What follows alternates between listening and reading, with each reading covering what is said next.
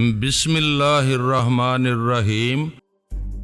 اب بھی اگر تمہارا اطمینان نہیں ہو سکا ہے تو تم جو سزا چاہو مجھے دے سکتے ہو، میں تیار ہوں اس کے لیے، لیکن تمہیں واسطہ ہے سونے رب کا میری نیت پر شبہ نہ کر یار، میں یاروں کے بارے میں کوئی برا خیال نہیں لا سکتا دل میں۔ شرافت علی بولا، جیلانی اس کی باتوں میں سچائی ہے، میرا خیال ہے درگزر سے کام لینا چاہیے تمہیں، یوں بھی یہ تمہارا دوست ہے، اتنا حق تو اسے حاصل ہے کہ نازک وقت میں دوستوں کو آواز دے، اگر وہ قریب نہ ہوں تو ان کے نام سے فائدہ اٹھا سکے۔ اوے شرافت علی اس کی باتوں میں آ گیا ہے، پتہ نہیں ہے ابھی تجھے کچھ اس کے بارے، بڑا خبیث آدمی ہے۔ آبی شرارت سے بولا، اوے آبی یہ تو کہہ رہا ہے میرے بارے میں نے کہا خباثت کی ہے تیرے ساتھ؟ جیلانی حیرانی سے بولا، وہ آبی کی زبان سے اپنے بارے میں ایسے ریمارک سن کر گھبرا گیا تھا، اس کا خیال تھا بلکہ اسے پوری طرح یقین تھا کہ اس کی رویداد سن کر میں اس کے خلاف کوئی قدم نہیں اٹھا سکوں گا۔ اسی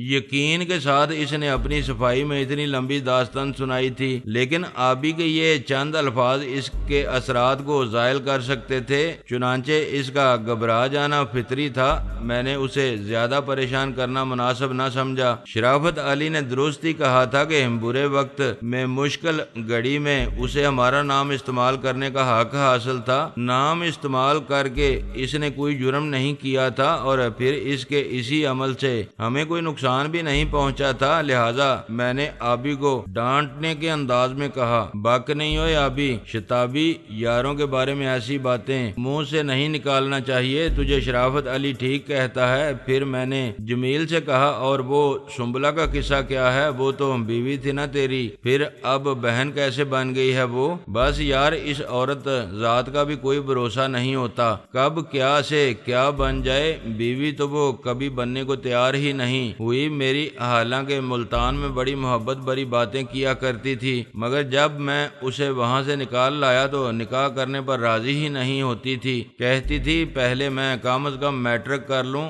اب یار یہ عمر میری ایسی ہے کہ اسکول میں داخلہ لے لوں میں، اور وہ اس کے بغیر کسی طرح مانتی نہیں تھی، اور تو ایسا ذلیل آدمی ہے کہ بغیر نکاح کے ہی اسے بیوی ظاہر کرتا رہا۔ لوگوں کے سامنے آبی نے کہا، صرف ظاہر ہی کرتا تھا، سمجھا تو نہیں تھا نا کبھی ایسا، آخر کسی آبادی کے درمیان ایک جوان لڑکی کے ساتھ رہنے کے لیے اس سے کوئی ایسا رشتہ بھی تو ہونا چاہیے جس کی بنا پر لوگ انہیں ساتھ رہنے کا حق دے سکیں، اس کے بغیر ہم رہ کہاں سکتے تھے ایک ساتھ؟ یہ کوئی ضروری تھا کہ تم لوگوں کے سامنے اسے بیوی ہی ظاہر کرو؟ بہن بھی تو بتا سکتے تھے اسے اپنی، ہاں بتا سکتا تھا، لیکن اگر وہ مجھ سے نکاح ہی کر لیتی تب پھر میں کیا کہتا لوگوں سے، یہ کہہ کہ میں نے بہن کو بیوی بنا لیا ہے؟ وہ کچھ تو سوچ سمجھ لیا کر یار، بولنے سے پہلے کیا بالکل ہی پوسا بھرا ہوا ہے کھوپڑی میں تیری؟ جمیل آبی کا مذاق اڑانے لگا تھا، مجھے بھی ہنسی آ گئی تھی آبی کی اس بات پر، میں نے کہا، یار آبی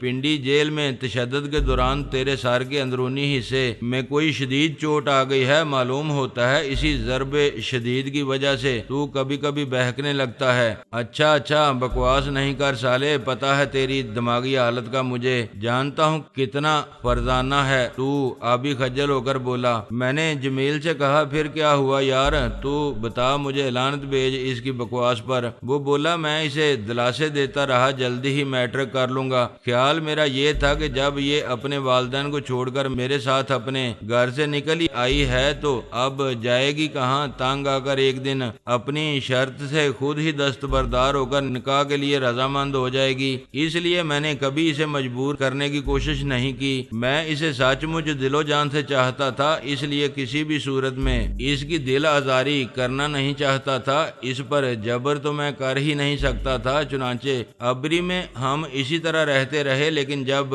یہاں شکارپور میں آ کر آباد ہوئے تو اس نے بڑی خوبصورتی کے ساتھ مجھے اس بات پر آمادہ کر لیا کہ یہاں میں اسے لوگوں کے سامنے بیوی کے بجائے بہن ظاہر کروں؟ اچھا کمال ہے، تجھ جیسے گاگ آدمی کو بھی چکر دے دیا اس نے، ایسا کیسے کر لیا بھائی؟ بڑی چلتر باز لگتی ہے وہ تو مجھے۔ ابھی سے خاموش نہیں رہا گیا، وہ پھر درمیان میں بول پڑا تھا، تو نے کسی سے محبت نہیں کی ہے بیٹے، محبت کرے گا تو تجھے معلوم ہو جائے گا کہ چلاک ترین آدمی بھی ایک بولی بالی معصوم صورت لڑکی سے کس طرح الو بن جاتا ہے۔ عشق میں آدمی کی عقل گھاس کھانے لگتی ہے بچے۔ جمیل بولا، تم نے اسے سمجھایا نہیں کہ بہن بھائی ظاہر کرنے کے بعد ہم لوگ نکاح کس طرح کریں گے؟ میں نے پوچھا۔ کہا تھا میں نے اس سے یہ سب کچھ، اور اس کا جو اس نے جواب دیا تھا اس کے بعد کچھ کہنے کی گنجائش ہی نہیں رہی تھی۔ ایسی کیا بات کہہ دی تھی اس نے جس نے تجھے لاجواب کر کے رکھ دیا تھا؟ میں نے دریافت کیا۔ اس نے اپنا دل کھول کر رکھ دیا تھا میرے سامنے، صاف صاف کہہ دیا تھا کہ وہ مجھ سے شادی کے بارے میں سوچ بھی نہیں سکتی ہے۔ اس نے اپنے لیے جیسے جیون ساتھی کے خواب دیکھے ہیں ان میں کسی جگہ بھی میں فٹ نہیں ہوتا ہوں، اس نے بتایا۔ اچھا حیرت ہے یار، ایسا کہہ دیا اس نے، پھر وہ تیرے ساتھ گھر سے کیوں بھاگ آئی تھی؟ میں نے سوال کیا۔ وہ اپنی سوتیلی ماں کے مظالم سے بہت پریشان تھی اور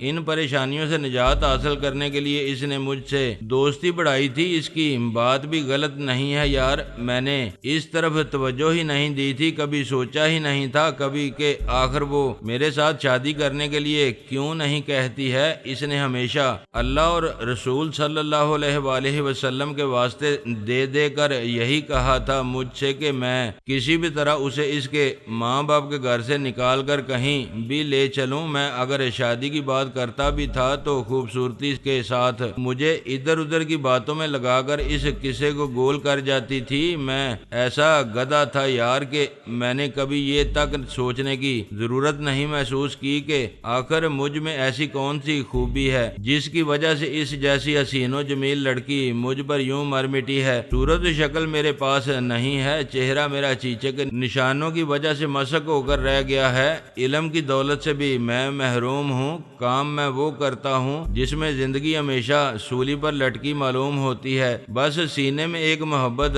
بھرا دل ہے جس میں اس کی چاہت کا خزانہ دفن تھا، اسے میں نکال کر دکھا نہیں سکتا تھا۔ بولتے بولتے اس کی آواز میں لرزش پیدا ہونے لگی تھی۔ میرے اس خلوص اور محبت کے شدید جذبے کی وہ موترف ہے جلانی، اور اسی کی وجہ سے اس نے مجھے ایک بہن کا پیار دینا منظور کر لیا ہے۔ میرے لیے یہی بہت ہے، کسی بھی شکل میں صحیح اس سے تعلق تو برقرار ہے نا میرا، اس کے سوا مجھے اور چاہیے بھی کیا ہے؟ واہ بیٹے کیسا صادق عشق ہے تیرا، یہ بات خوب سوجی ہے تجھے۔ اگر تجھ سے پہلے گزرنے والے اشاق کو بھی سوج گئی ہوتی تو آج لیلا مجنو، شیریں فرہاد، ہیر رانجھا، مرزا صاحبہ اور سونی مہیوال میں سے کسی داستان عشق یوں زبانیں زدے خاص و عام نہ ہوتی۔ بڑے بیوقوف تھے وہ جو ایک دوسرے کے لیے مر مٹے بہن بھائی بن جاتے تو یوں فلم والوں کے ہاتھوں خواری سے بچ جاتے۔ آبی نے ہنستے ہوئے کہا، خوش قسمت ہے بیٹے تو، اگر ذرا بھی چوک جاتا تو مستقبل میں کوئی فلم ساز سنبلہ جمیل کے نام سے فلم بنا ڈالتا۔ مذاق نہ کرا بھی، تیرے جیسے آدمی کے سمجھنے والی بات نہیں ہے یہ، تو سمجھ ہی نہیں سکتا محبت ہے کیا شے۔ جمیل بولا، یہ نہ کہہ جمیل بھائی، اس معاملے میں تو آبی کا مقابلہ نہیں کر سکے گا، تو ایک ہی سے عشق کر کے دل ہار بیٹھا ہے، جبکہ اپنا یار آبی ایک دن میں دو دو عشق کرنے کے بعد بھی زندگی کو زندگی ہی کی طرح برت رہا ہے۔ اب تک عشق کرنے کے جیسی مشق اسے ہے اور کسی کو مشکل ہی سے ہوگی۔ الماس جیسی مشہور اداکارہ تک دم ہلاتی پھرتی تھی اس کے پیچھے پیچھے، بس ایک بار ذرا سی چوٹ ہو گئی تھی اس کے ساتھ۔ دو عشوہ گروں نے اسے عشوہ غمزہ و ادا کا ایسا کرشمہ دکھایا تھا کہ بہت دنوں تک دنیا اندھیر ہو گئی تھی اس کے لیے، دن اور رات کی تمیز اٹھ گئی تھی اس سے، مگر ہمت اس نے پھر بھی نہیں ہاری۔ پیارے اچھی صورت دیکھ کر اب بھی مچل اٹھتا ہے دل سینے میں اس کے۔ کیوں ابھی غلط تو نہیں کہہ رہا ہوں نا میں؟ غلط کہو تو ٹوک دینا مجھے۔ اوے بکواس نہیں کر بچڑ، بھول نہیں سکتا سالے تو اس واقعے کو، بڑی تی شے ہے بھائی یہ غلام جیلانی، اس باتوں میں نہ آ جانا، جمیل مٹی خراب کر دیتا ہے یہ آدمی کی، دور ہی رہنا اس سے، آبی نے جمیل کو سمجھایا۔ تو فکر ہی نہ کر یار، تیرے حق پر ڈاکہ مارنے کا میرا کوئی ارادہ نہیں ہے، میں تو بس سرپرستی چاہتا ہوں اس کی، جمیل بولا۔ یہ بکواس کرنے لگا ہے، سرپرستی حاصل کرے گا اس کی، اسے تو خود میری دعاؤں اور تعاون کی ضرورت رہتی ہے ہمیشہ۔ ہاں بھائی جمیل، تو بھی اس کی آشیرواد حاصل کرنے کی کوشش کر، بڑا سادھو سنت قسم کا آدمی ہے یہ، سمجھ اسے تو۔ زبان بند کر اوئے، اپنی سالے ہندو ثابت کرنے پر تلا ہوا ہے تو مجھے، حالانکہ خود امریکہ سے اپنے عقائد تبدیل کر کے آیا ہے، آبی بولا۔ اچھا تو اس عرصے میں امریکہ تک ہو آئے ہو، پھر تو یارو تمہاری شخصیت بین الاقوامی ہو گئی ہے، جمیل حیرت سے بولا۔ میں نہیں گیا تھا بھائی، یہ تیرا سماب صفت جیلانی ہی پارسل ہو گیا تھا ادھر، سالہ بڑا سینہ چوڑا کر کے پھرتا ہے ادھر ہم لوگوں کے درمیان، پتا ہے تجھے ایک عورت بنڈل بنا کے ساتھ لے گئی اسے امریکہ کی ریاست سان فرانسسکو تک، بڑی مشکل سے نجات ملی ہے۔ ہیں یہ میں کیا سن رہا ہوں جیلانی، کہیں تو نہیں کہہ رہا ہے یہ، اس کی کسی بات پر اعتبار نہیں آتا ہے مجھے۔ نہیں یار ٹھیک ہی کہہ رہا ہے، اس وقت تو یہ کچھ لوگوں نے دھوکے سے باندھ لیا تھا مجھے، بڑی عجیب صورتحال تھی، وہ بھی ہمیشہ یاد رہے گی۔ اچھا ہوا کیا تھا یار، کچھ مجھے بھی تو بتاؤ، کون لوگ تھے جو تمہیں اس طرح باندھ لے گئے تھے، جمیل نے تجسس میں مبتلا ہو کر پوچھا۔ میں اسے جواب دینے ہی جا رہا تھا کہ ایک نسوانی آواز نے ہمیں چونکا دیا۔ آہا بھائی جان آئے ہیں اور مجھے خبر تک نہیں دی تم نے جمیل، میں نے چونک کر دروازے کی طرف دیکھا، وہاں وہ سرو قامت شاخ گل دنک کے سارے ہی رنگوں سے سجی سنوری کھڑی تھی، اس کی آنکھوں میں دیے جلتے دکھائی دے رہے تھے اور لب شیریں پر شوخ مسکان نے گونچے سے کھلا رکھے تھے۔ اسے دیکھتے ہی میں بے ساختہ اپنی جگہ سے اٹھ کر کھڑا ہو گیا۔ آئیں آئیں سنبلا جی، شکر ہے اس سوہنے رب کا آج آپ کا دیدار تو نصیب ہوا۔ واہ جناب کیا بات کہی ہے آپ نے، کیا حسن زن ہے آپ کا، حالانکہ ادھر ابری سے واپسی میں بھی گزر ہوا ہوگا آپ کا، مگر ایک بار رخصت ہو جانے کے بعد پھر کبھی خیال نہیں آیا ہوگا آپ کو ہمارا۔ میں تو حیران ہوں آج ادھر کیسے قدم اٹھ گئے آپ کے۔ ایسا نہ کہیں سنبلا، آپ لوگ بھی کوئی بھولنے والی شے ہیں، وہ ابری میں آپ لوگوں کی مہمان نوازی تو کبھی بھول ہی نہیں سکتا ہوں میں۔ وہ اندر قدم دھرتے ہوئے بولی، جی ہاں میں بھی وہ آپ کی مرغی پکڑنے کی ترکیب بھول نہیں سکی ہوں، جب بھی مرغی پکڑنا ہوتی ہے اسی ترکیب سے پکڑ لیتی ہوں، بڑی آسانی سے ہاتھ آ جاتی ہے، اور مرغی جس سے بھی ذبح کراتی ہوں اسے تکبیر پڑھنے کو کہنا بھی نہیں بھولتی۔ کیوں جی مسٹر پیرزادہ، آپ نے تکبیر یاد کر لی ہے یا اب تک جھٹکے کی مرغیاں ہی کھا رہے ہیں؟ وہ آبی کو دیکھ کر کھلکھلا کے ہنس دی، اس کے ہنسنے کا انداز ذرا بھی نہیں بدلا تھا، زندگی ہنسی خوشی گزارنے کی وہ ہمیشہ ہی سے قائل تھی، میں نے ابری میں بھی اسے یوں ہی فضا میں جلترنگ کی مدر آوازیں بکھیرتے دیکھا تھا، چاندی کی گھنٹیوں کی یہ کھنکھناہٹ وہاں بھی بہت سنی تھی میں نے، اس کی ہنسی میں یہ نغمگی اب بھی موجود تھی، فرق صرف اتنا تھا کہ وہاں میں اس نغمے کی لے کو سن کر ہوش و حواس کھو بیٹھا تھا، میں نے پرواز کے لیے پر پھڑپھڑانا شروع کر دیے تھے، مگر اس گنچہ دہن شیریں سخن کو سمجھنے میں غلطی کر گیا تھا، جس کا نتیجہ یہ ہوا تھا کہ پرواز سے پہلے اس نے پر قطر دیے تھے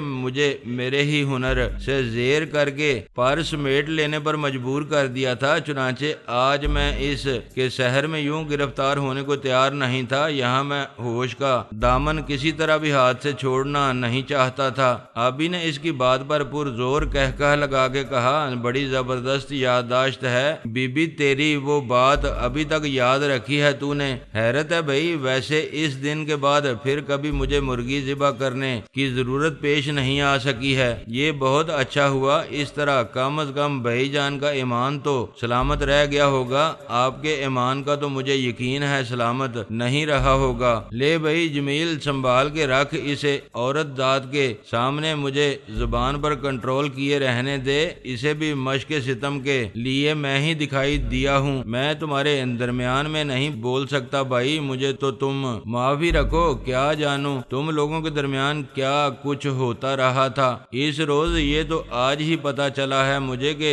تم نے بغیر تکبیر پڑے مرغی ذبح کر ڈالی تھی اس روز۔ جمیل نے ہنستے ہوئے اپنا دامن صاف بچا لیا۔ شرافت علی بولا، یار ابھی ایک بات مجھے بہت حیران کر رہی ہے، یہ آخر ہر جگہ ہر شخص تمہیں ہی کیوں گھیر لیتا ہے؟ تو اپنی چونچ بند ہی رکھ، پتا ہے مجھے کم نہیں ہے، تو بھی بیچ جمالوں سے چنگاری ڈال کے معصومیت سے پوچھتا ہے آگ کیسے لگی ہے۔ میں نے کہا اسے نہ چھیڑ زیادہ بھائی شرافت، اپنی عزت کا خیال کر لے، خود ہی کیوں کیچڑ میں پتھر پھینک رہا ہے۔ میری بات پر سب ہی کہہ لگانے لگے۔ آبی تلخی سے بولا، یار کن کمی کمینوں سے یاری لگا بیٹھا ہے آبی، ایسا ہی صلہ ملے گا تجھے رذیلوں کو منہ لگانے کا، اتنا گر گیا ہے تو لڑکیاں بالیاں بھی ہنسی اڑانے لگی ہیں تیری اب۔ جمیل جلدی سے بولا، دل کیوں تھوڑا کرتا ہے یار، کسی میں ہمت ہے جو ہنسی اڑائے تیری، خود اسی کو نہ اڑا دوں گا میں نے کہا دفع کرو یار، لعنت بھیجو ایسی باتوں پر جن سے میرے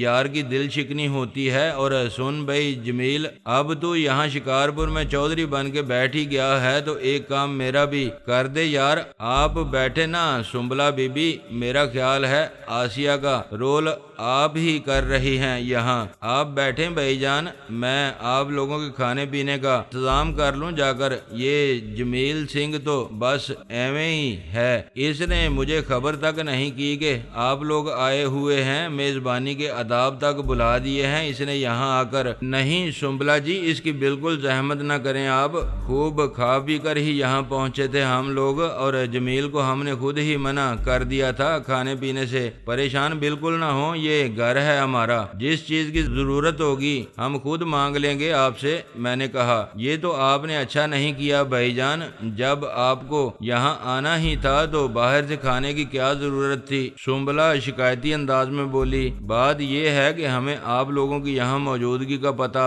ہی اس وقت چلا جب ہم کھانا کھا چکے تھے، پہلے سے ہمیں یہ معلوم ہوتا تو ہم ایسا ہرگز نہیں کرتے، آپ کے ہاتھوں کی لذت چھوڑ کر ہم ہوٹل میں کھانا کبھی بھی پسند نہیں کر سکتے تھے۔ اچھا ٹھیک ہے، رات کو صحیح، رات کے کھانے میں کیا پسند کریں گے آپ ابھی سے بتا دیں تاکہ اس کا انتظام کر لوں میں۔ وہ بولی، دیکھیں اب اس چکر میں نہ پڑیں، ہم زیادہ دیر نہیں ٹھہریں گے یہاں، ہمیں جلدی ہے بہت، آج ہی کراچی پہنچنا ہے، بس کچھ ضروری باتیں جمیل سے کر کے ہم رخصت ہو جائیں گے، ویسے اب ہم نے یہ گھر دیکھ ہی لیا ہے، آئندہ جب بھی ادھر آئے یہیں ٹھہریں گے۔ اچھا ٹھیک ہے، جیسے آپ کی مرضی، یہ کہتے ہوئے اس کی آنکھوں کے دیپ بجھ سے گئے، وہ خاموشی سے مڑی اور بوجھل قدموں سے واپس چلی گئی۔ صاف ظاہر ہو رہا تھا کہ ہمارے نہ رکنے سے اسے دکھ پہنچا تھا۔ میں اگر تنہا ہوتا یا حالات کے تیور اتنے بگڑے ہوئے نہ ہوتے تو میں اسے یوں اداس کبھی نہ کرتا۔ اس کے جانے کے بعد میں دوبارہ اپنی جگہ پر بیٹھ گیا۔ میں نے جمیل سے کہا، یار اسے سمجھانے کی کوشش کرنا، حالات نے اگر مجبور نہ کر رکھا ہوتا تو ہم اسے میزبانی کا موقع ضرور دیتے۔ یہ عورتیں بڑی نازک مزاج ہوتی ہیں یار، سمجھے بجھے بغیر ہر بات کو دل پر رکھ لیتی ہیں۔ اس کی فکر نہ کرو تم، وہ زیادہ دیر اداس نہیں رہ سکے گی، اس پر غم کے سائے زیادہ دیر ٹھہر ہی نہیں سکتے۔ ویسے کوئی حرج تو نہیں تھا اگر آج کی رات تم یہاں رک جاتے، جمیل نے کہا نا میں نے، اگر حرج نہ ہوتا تو ہم ضرور رک جاتے میرے بھائی، میں نے اسے سمجھایا۔ چلو خیر کوئی بات نہیں، تم کسی کام کی بات کر رہے تھے؟ ہاں میں یہ کہہ رہا تھا کہ یہاں ہم ایک بہت ہی ضروری کام سے آئے تھے۔ میں نے اسے اپنے آنے کی غرض و غایت سے آگاہ کرنے کے بعد کہا، مجھے پورا یقین ہے کہ آسیہ اس علاقے کو چھوڑ کر گئی نہیں ہے، وہ یہاں سے سکھر تک کہیں نہ کہیں موجود ہوگی اور اس وقت تک یہاں سے نہیں جائے گی جب تک اپنے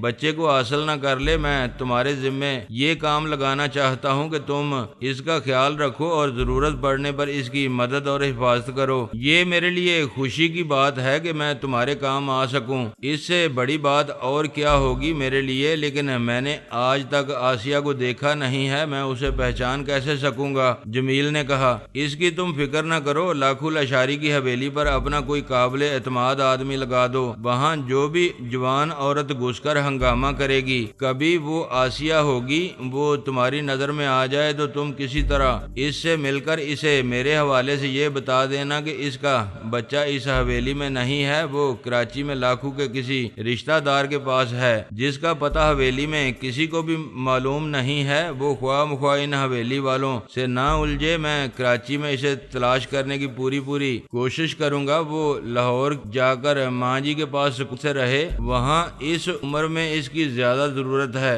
ठीक है भाई जलानी, मैं कोशिश करूंगा किसी तरह मेरा इससे राब्ता कायम हो जाए। मैं इसे समझा बुझाकर लाहौर वापस जाने के लिए राजी कर लूंगा। तुम अब बेफिक्र हो जाओ इसकी तरफ से। बस फिर ठीक है, अब हमें इजाजत दे यार, सखर पहुंचकर हमें गाड़ी पकड़ना है कराची के लिए। मैंने उठते हुए कहा, अगर तुम पसंद करो तो मैं तुम्हें गाड़ी में सखर पहुंचाने का बंदोबस्त कर दूं। नहीं भाई, तू इसकी तकलीफ न कर, बस इतना कर दे कि किसी टैक्सी वाले को सखर तक जाने के लिए राजी कर ले। चलें फिर मेरे साथ चलें, मैं कोई टैक्सी पकड़ दूंगा। यहाँ टैक्सियां ज्यादा नहीं हैं, जो हैं वो लंबी सवारियां ही तलाश करती हैं। सखर खैरपुर लाड़काना ही की तरफ चली जाती हैं। वापसी में कभी कभी 2 दिन भी लग जाते हैं इन्हें। इतनी दूर से खाली तो नहीं आ सकते ना, जब कोई सवारी मिलती है तभी आते हैं वापस। हम लोग इसके साथ बाहर गली में निकल आए। वो हमें साथ लेकर मेन बाजार की तरफ चल दिया। सड़क पर कुछ दूर चलने के बाद एक दुकान के सामने एक वैन खड़ी देखकर इसने दुकानदार से पूछा, ये वैन किसकी है? दुकानदार जमील को देखकर जल्दी से दुकान से बाहर निकल आया और बोला, ये